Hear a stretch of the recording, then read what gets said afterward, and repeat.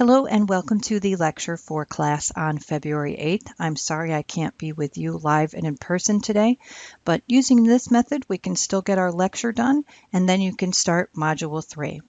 So as always, we'll discuss the items that should be done by now, and that's all of the items in Module 2, and you should have submitted quiz number 1 last night by 11:59 p.m. Our new topics starting today are classification of offenses. We're going to discuss several different types of crimes. We're going to discuss 3 types of victims, and we're going to discuss the impact of a crime on the victim.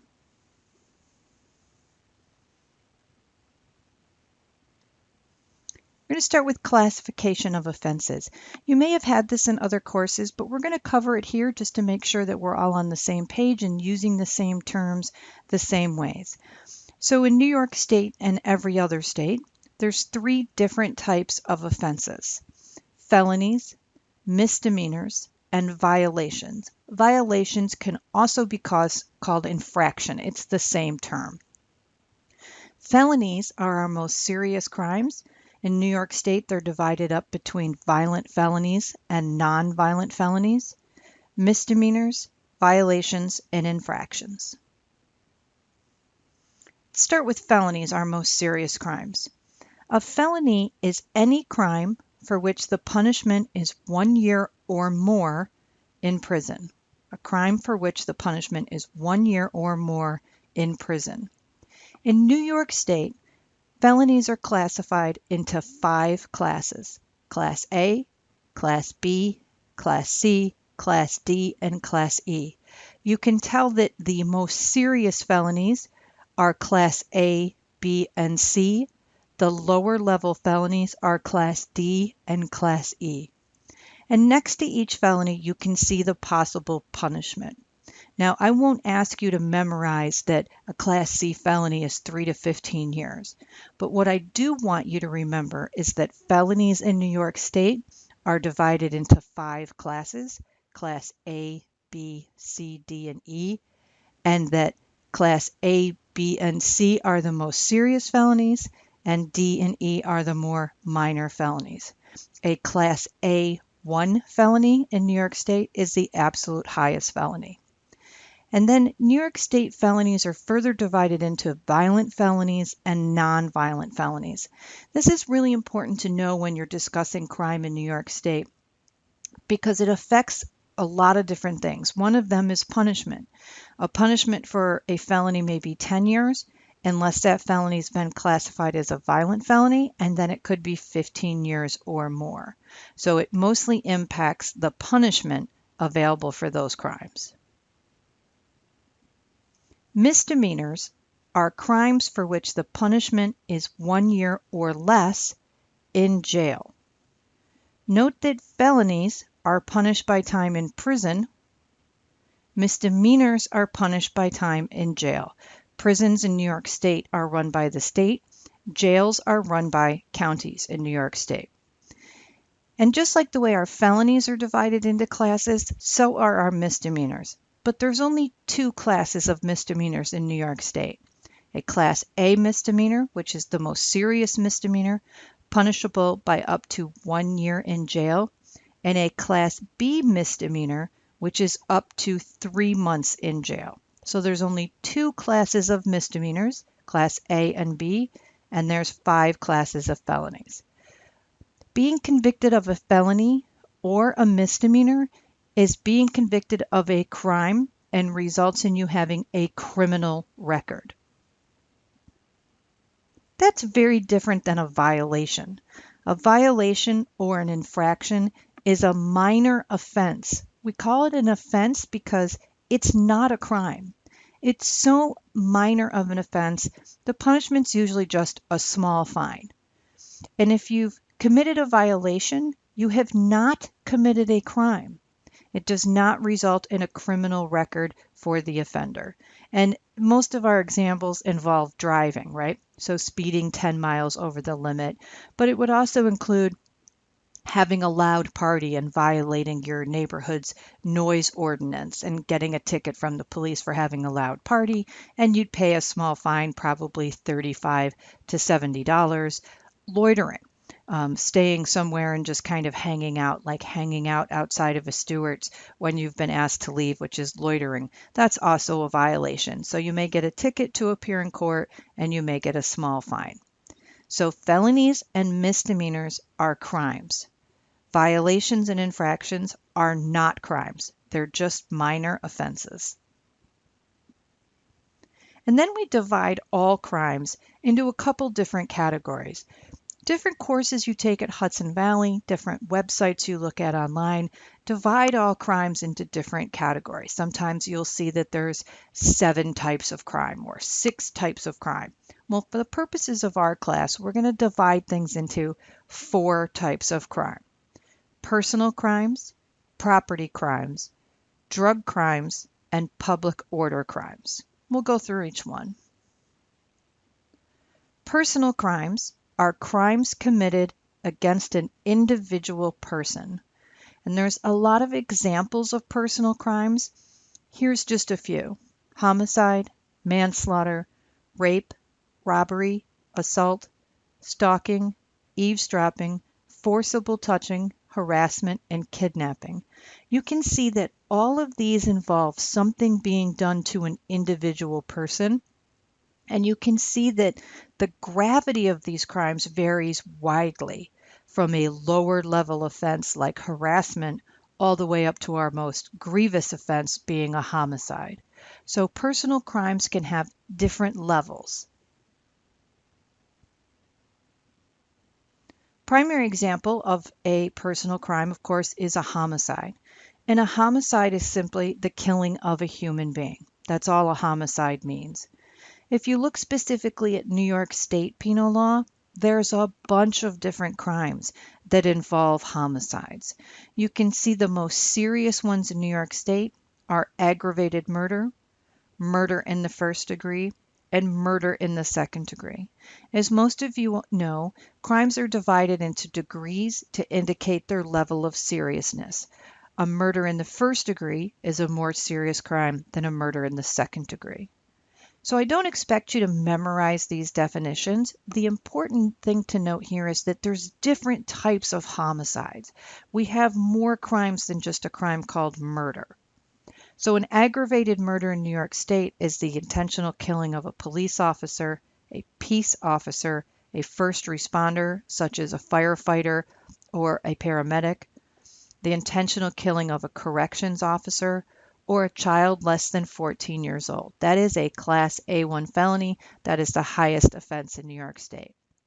Likewise, murder in the first degree is also a Class A1 felony, defined as a murder for hire, a felony murder, killing of a witness in a criminal case, plus all of the things in an aggravated murder, such as killing a police officer.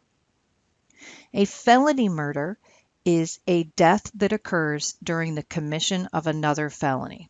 For example, if a person robs a bank and is waving a gun around and accidentally fires that gun, and if that bullet hits a person and kills them, that is a murder.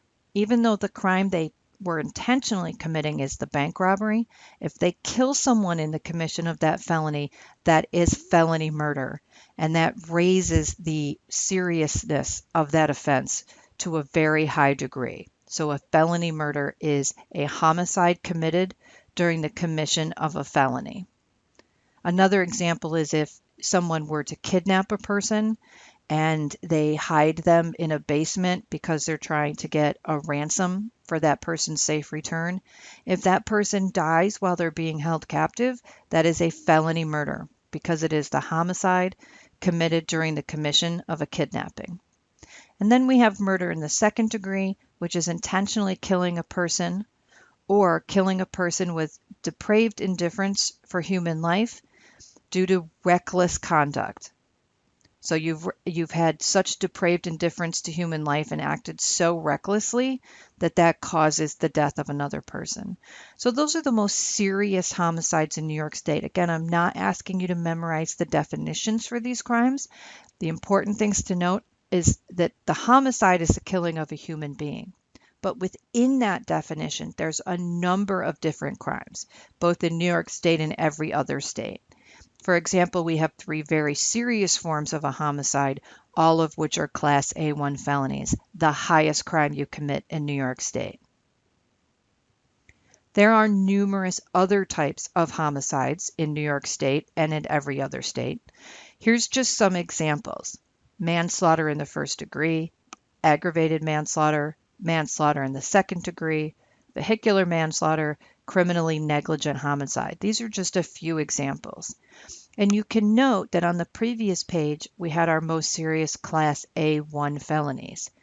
And then you see here we have homicides classified from B felonies, C felonies, D felonies, and E felonies. So this is something that's really important for you to remember. If you commit a homicide in New York State, the punishment the offender could receive could range from 25 years to life down to 1 to 4 years. So if an offender kills someone in New York State, their punishment can range from 1 year to life. That is the widest range possible, right? Oftentimes people who don't study criminal justice think that if you cause the death of another person, you're automatically going to get a very severe sentence, such as 15, 20 years or more. But now you can see that that's not true. An offender can cause the death of another person and get as little as 1 to 4 years in prison.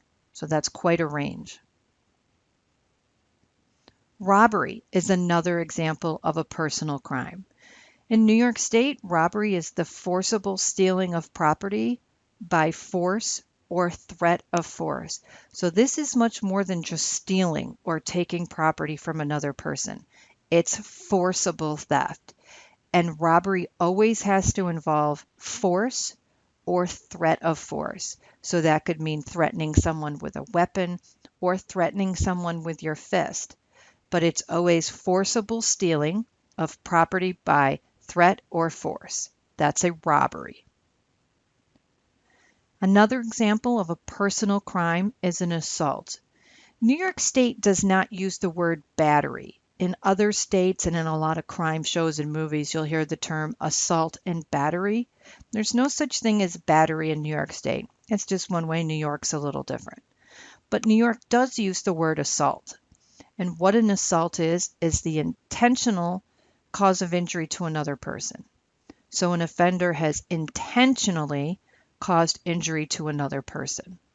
So if I was walking past you on the street really quickly and I bumped into you and you fell over, that's not an assault because I wasn't trying to knock you over. I just bumped into you by accident. But if I was walking down the street and was mad because you were in my way and I went up behind you and pushed you with my hands out of the way as hard as I could, that's an assault because I intentionally injured another person. An aggravated assault is a more serious form of an assault. So an aggravated assault is when someone intentionally causes injury to another person using a deadly weapon or dangerous instrument. So a deadly weapon are those obvious things we think of as deadly weapons, like guns primarily, but also knives. But what would be a dangerous instrument? Well, a dangerous instrument could be something like a baseball bat.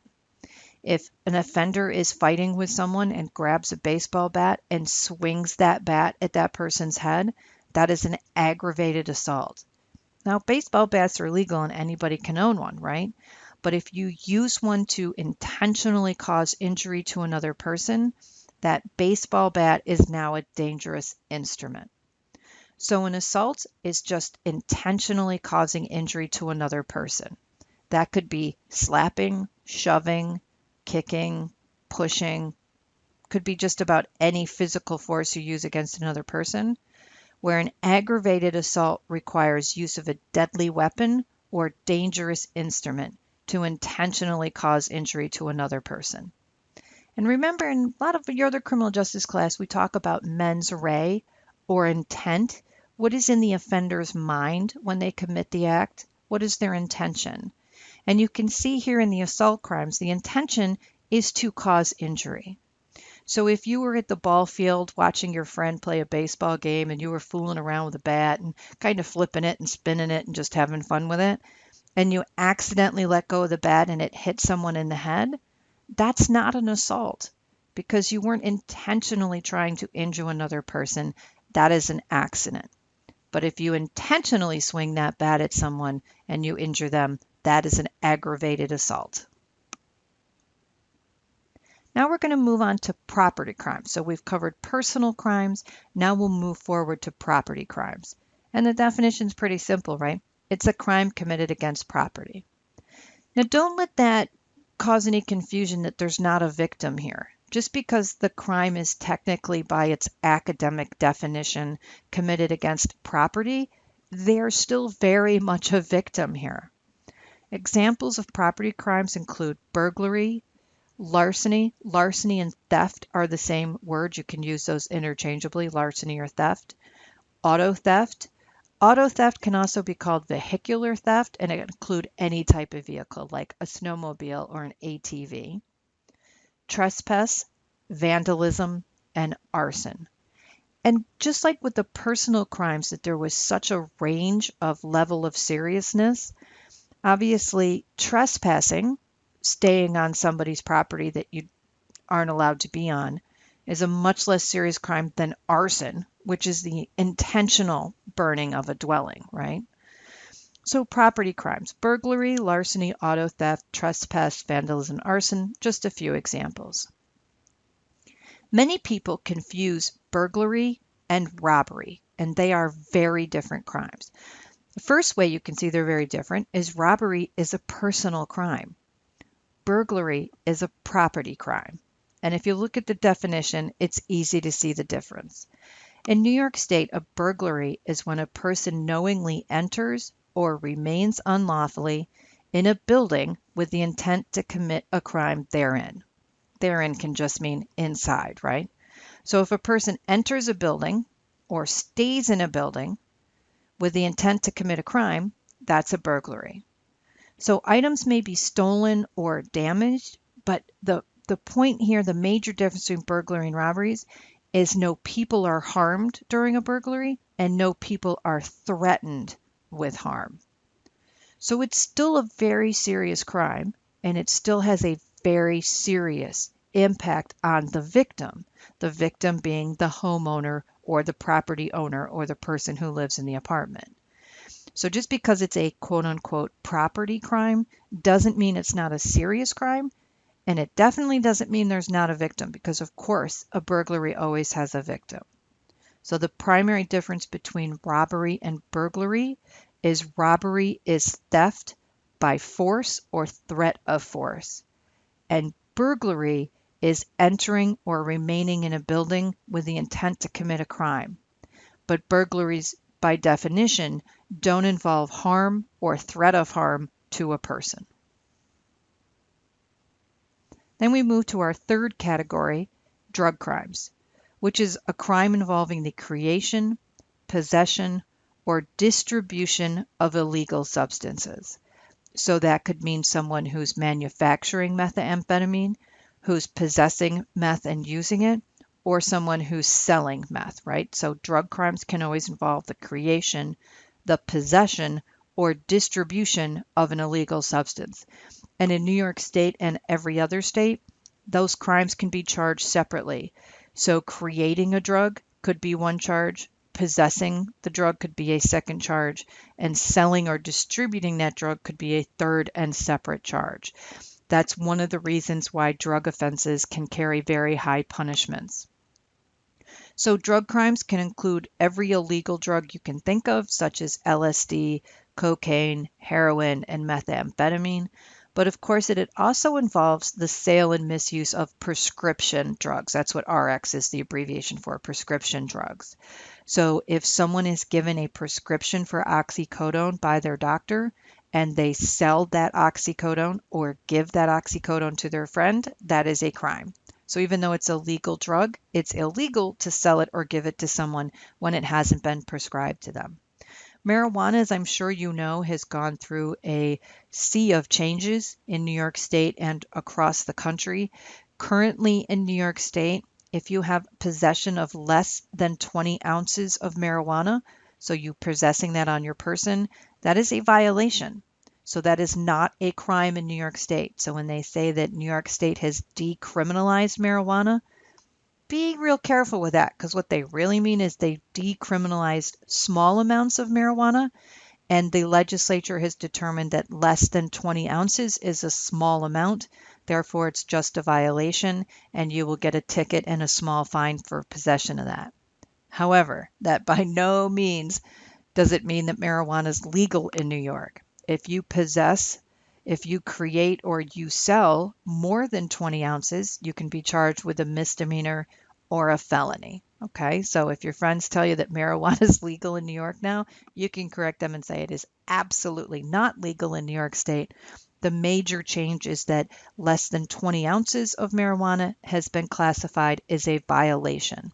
So that will no longer give someone a criminal record if they have 20 ounces or less in their possession. However, growing marijuana, selling marijuana, or having in your possession more than 20 ounces is still a very serious crime in New York and can result in someone being charged with a misdemeanor or a felony. Our fourth category is public order crimes, which is a crime that impacts the quality of life in a community or a crime that disrupts the operations of government.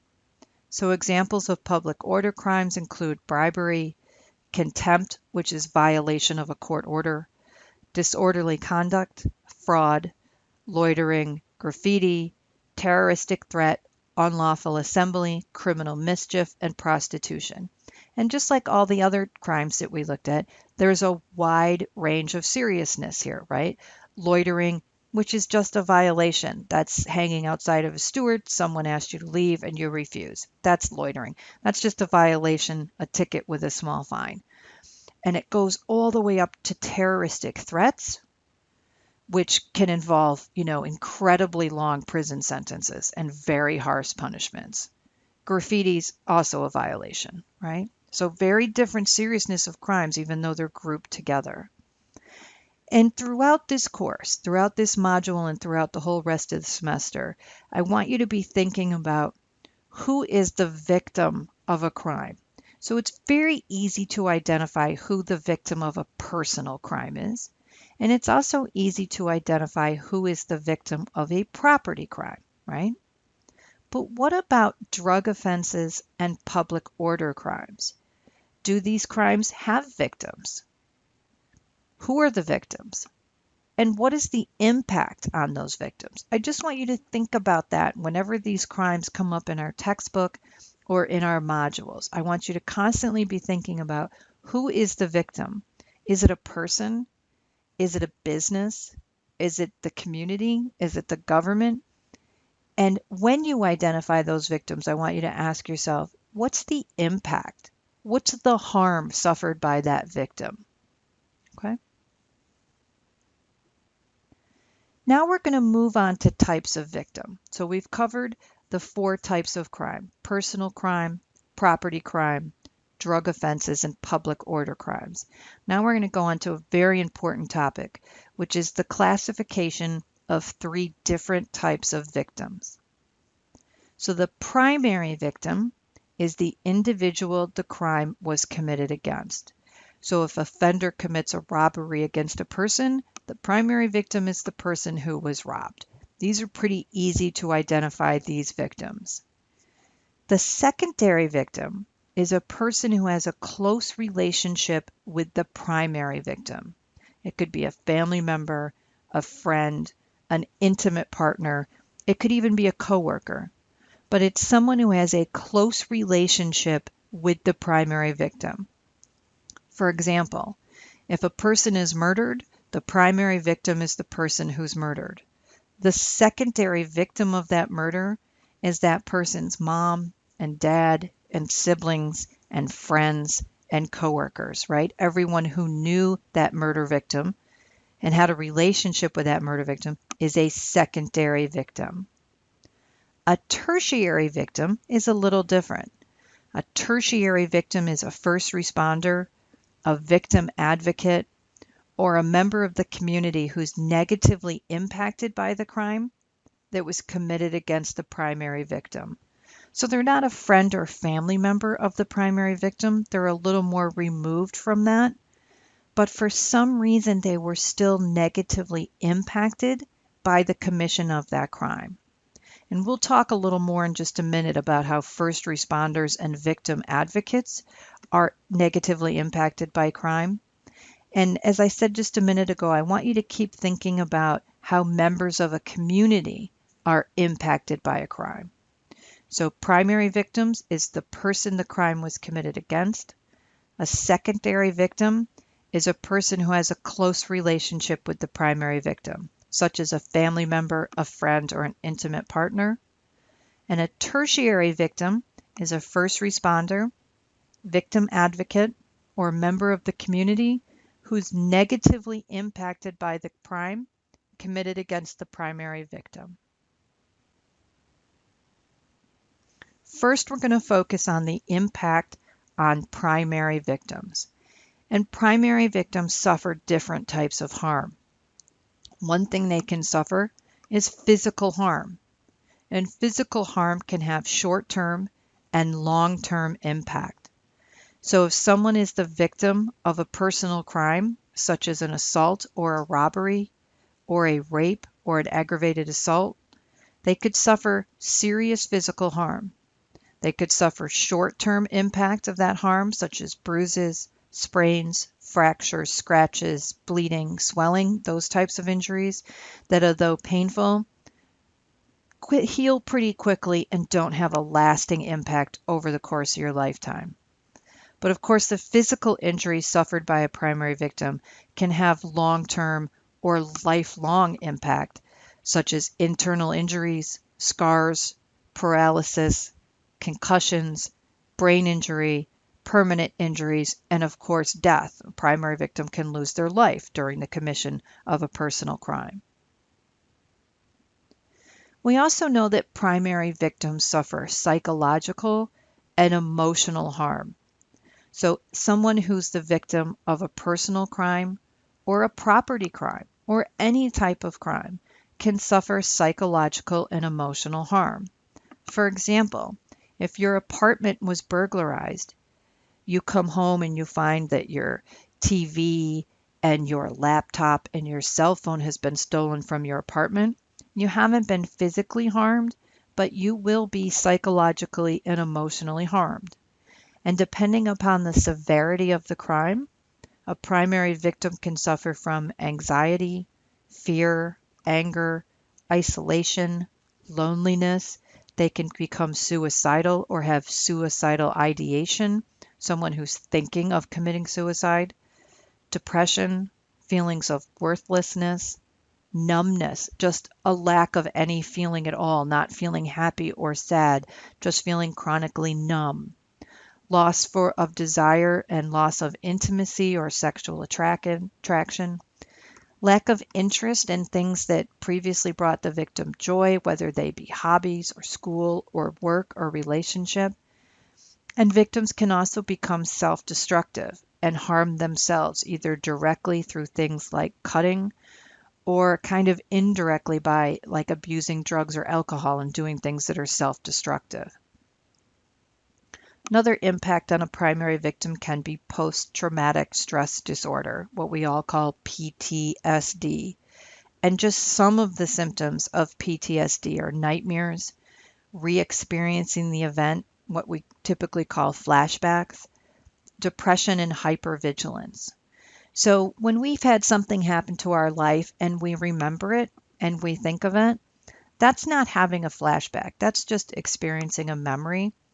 Re-experiencing an event in the form of the flashback is when a victim unexpectedly literally feels like the crime is occurring right now. It could be triggered by a smell or a sound or the tone of someone's voice, and they literally experience all of the terror and emotions they felt during the crime. So they're literally reliving it as if it was happening in the here and now. It's much different from remembering something. Hypervigilance is also a key component and symptom of post-traumatic stress disorder. Hypervigilance is feeling constantly overly alert. So for example, if you were walking in a very dark, scary, unlit parking lot, you would become hypervigilant. You would be looking around, you would be paying attention to your surroundings, you would be listening very carefully, your head would be on swivel, looking around, making sure you could see everything that was happening in front of you, on the sides of you and behind you, right? You would have your keys in your hand. That's hypervigilant. And it makes sense when you're in a scary situation to be hypervigilant. But what happens to someone who has PTSD is they are in that heightened state of looking for danger all the time. So even when they're at home and they're just quietly watching TV by themselves, they're hyper alert. They're waiting for something bad to happen. They're looking for signs of danger. That's what hypervigilance is. It's a heightened state of alertness, suspecting or looking for danger. And it's incredibly exhausting for people who suffer from PTSD. It also really impacts your relationships with other people. I mean, imagine maintaining a friendship or an intimate relationship with someone who can literally never relax. They're just always on high alert. It really impacts the relationships of people who suffer from PTSD. Another impact on primary victims that sometimes we forget about is the financial impact that crime can have on a victim. And your textbook uses two terms to discuss financial harm. They talk about tangible costs and intangible costs. Tangible cost is financial harm that can be counted or quantified. For example, the loss of stolen property, damage to property, or money stolen. So if someone steals $500 for you, that is a tangible cost. The amount of that cost is $500. If someone damages your property, for example, they break a window to your home and it costs $400 to replace that window, that the tangible cost is $400, right? So tangible costs are things that can be quantified. We can put a dollar amount on them. Intangible costs are much different. Those are indirect costs of being the victim of a crime. For example, losing your job. And you think, well, how would you lose your job if you were the victim of a crime? Imagine you were in an intimate relationship with someone and there was a lot of violence and stalking in that relationship. And the person keeps stalking the victim at their job, calling them 10, 20, 50 times a day at their job, calling their supervisor, showing up at their job unannounced, waiting from their work, even entering their workplace and causing problems and yelling and creating scenes. That can cause the victim of intimate partner violence to lose their job. That's an intangible cost. You can also have loss of your housing, your car, your belongings. If a person is a victim of an arson and their home is burned to the ground, they no longer have a place to live.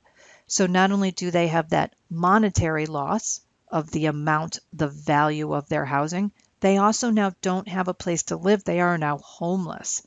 That's an intangible cost. And also things like losing records and documents. Oftentimes in abusive relationships, an abusive partner will keep or destroy important documents of their partner, like their driver's license, their social security card, their work ID, their tax documents, right? So we can't put a dollar value on those items, but they're really important. So one of the impacts of being a crime victim and being the primary victim is financial harm. And we break that financial harm up into two different types of financial harm. Tangible costs, those things that can be quantified and assigned a dollar value, and intangible costs, things that are really important to the victim that we can't put a dollar value on. And I can't emphasize enough how important it is to remember the financial harm suffered by victims. When we see a victim of a crime who's been physically injured, that of course is our first concern, right? Having someone's physical injuries treated. And we know instinctively that that person's also going to be psychologically and emotionally harmed.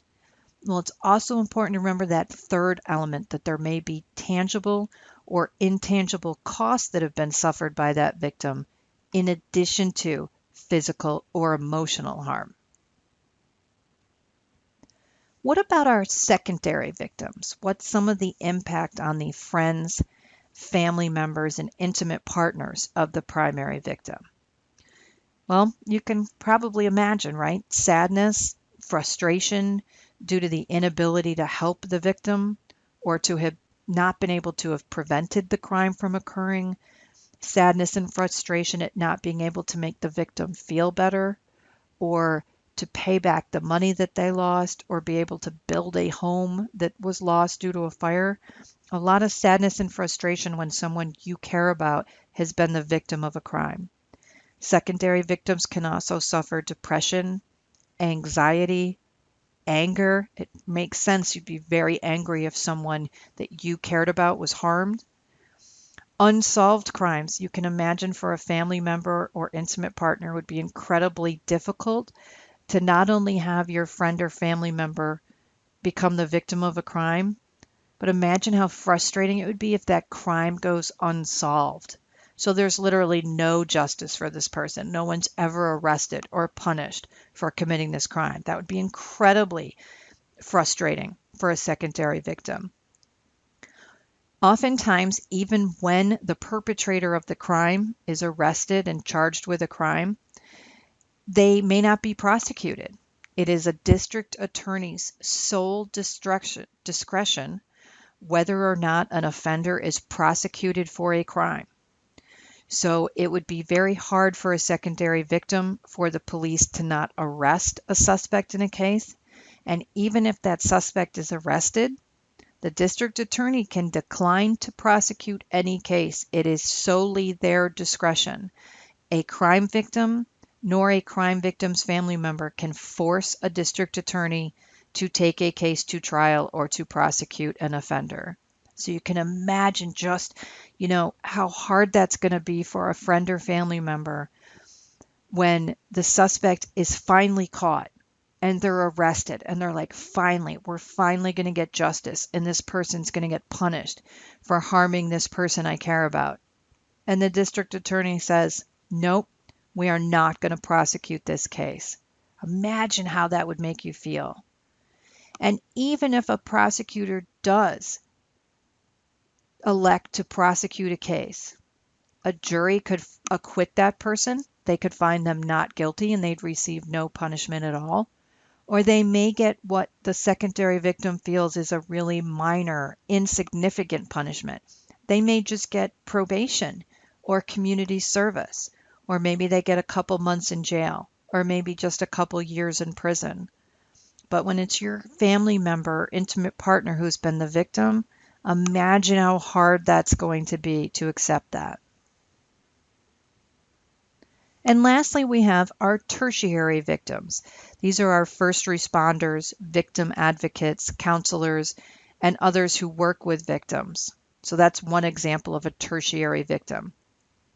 First responders, EMS, police and fire, people who respond immediately to crimes and are actually at the scene of a crime. Victim advocates, those specially trained professionals who work one-on-one with victims. Counselors, mental health professionals. All of these people can suffer these three things: compassion fatigue, burnout, and vicarious trauma. These terms are defined in your important terms glossary on the main menu, but just to cover them quickly, compassion fatigue is when one of these people becomes kind of numb. They start to find it very difficult to be compassionate or to emphasize with a victim because they're just simply fatigued. They've been exposed to so many crime scenes. They've seen so many people victimized that they can just become a bit fatigued by it, and they start caring a little less, or they're less able to show that they care. Burnout is usually directly related to the conditions of your job. So burnout occurs to professionals who are not paid well. Their salary is quite low for the serious nature of work that they do. They are overwhelmed on their caseload. They have so many victims to counsel or respond to. They're just simply overwhelmed. And their physical conditions are crappy. They work in a crappy office. or the back of a county office building, or like the side office next to the janitor's closet at the police station, right? So they have kind of really crappy working conditions, low pay, and high caseloads lead to burnout, which is just not wanting to do that job anymore. And vicarious trauma is somewhat of a new term, and it's a very important term. And this is when first responders, victim advocates, and counselors, and other people who work with victims start feeling the same feelings as the primary victim. So they find themselves feeling sadness, frustration, anger, depression, numbness, all of the feelings that victims feel themselves. And this is due to that close relationship and that exposure with the victim. So constantly hearing about details, specific details of crimes, looking at photographs of crime scene, having to examine evidence of crime scene, talking to children of victims and hearing the heartbreak they suffer. Have they lost their mom or dad to violence? Constantly being exposed to this can cause these professionals to start feeling all the feelings that primary victims feel. So for all these reasons, due to compassion fatigue, burnout, and vicarious trauma, it's critically important for these folks, these professionals who work with victims, to closely monitor and address their own mental and emotional needs. And wellness is a term that's kind of been abused and used a little too much lately, right? We talk about wellness a lot, but it's actually critically important for these people to take care of their physical and their mental and emotional health, right? So a lot of these people who are able to work in these fields for 5, 10, 20 years for their entire career and are able to do so effectively and passionately are people who take care of their physical, mental, and emotional health. They may be involved in faith-based organizations that keeps them grounded. They may be people who have strict exercise and nutrition needs. They may be people who have all kinds of fun hobbies that give them complete distractions and timeouts from this very difficult work. Professionals who don't have any of those things don't develop a life outside of their job and don't take very good care of their physical, mental, and emotional health become ineffective at their jobs. And they actually start doing more harm to victims than good. Because they have compassion fatigue, they're not sympathetic to victims. They're not compassionate. Because they're burned out, they're exhausted, and they don't want to be doing their job. And when they have vicarious trauma, they're oftentimes not able to separate themselves from the victim in a professional and helpful way. So impact on tertiary victims is a very serious thing. But here's something I want you to think about. Tertiary victims also include the community. It includes society. It includes the neighborhood where the crime was committed. It includes all of the people who were exposed to a crime scene because they live in a neighborhood. What's the impact on them? What's the impact on tertiary victims who are members of a community? I want you to keep thinking about that. That's a very important topic. Okay, we're done. That's the lecture for Module 3. So now that lecture's over, you're going to go ahead and get into the module. This week you have textbook reading. You're going to read all of Chapter 3, which is pages 67 to 87. You have 2 videos this week. One is from a professional with a really interesting background who talks about how when a victim discloses to you that they've been a victim of a crime, how you can do more harm than good by talking to them. And he teaches you a method that you can use to be more helpful when someone discloses to you that they're the victim of a crime. You're going to watch another video. It's really short. It's just about 5 minutes long, from Amy, whose sister Jill was horrifically murdered. And what Amy really talks about is how that murder of her sister impacted both her and her other family members in a very specific way. So while you're listening to Amy tell her story, I want you to think about the items from our lecture and from the textbook reading and see if you can identify while she's talking the impact on the secondary victim in a very specific way. Important terms. This is just a reminder that on the main menu, we have important terms. That's where I'm creating an ongoing glossary for you. Right now, there are 38 terms in the important terms glossary on the main menu. So you should be studying them this week and every week. I put the important terms from this lecture and from chapter 3 in the important terms glossary. And lastly, we are doing Project 2 this week. So Project 2 is assigned today. It is due Sunday, February 14th by 11:59 p.m. And all of the instructions for your project are in the module. I'm really sorry I couldn't meet with you in person today. I do miss seeing your faces and talking with you. And we will have live lecture next Monday. If you have any questions, please send me an email.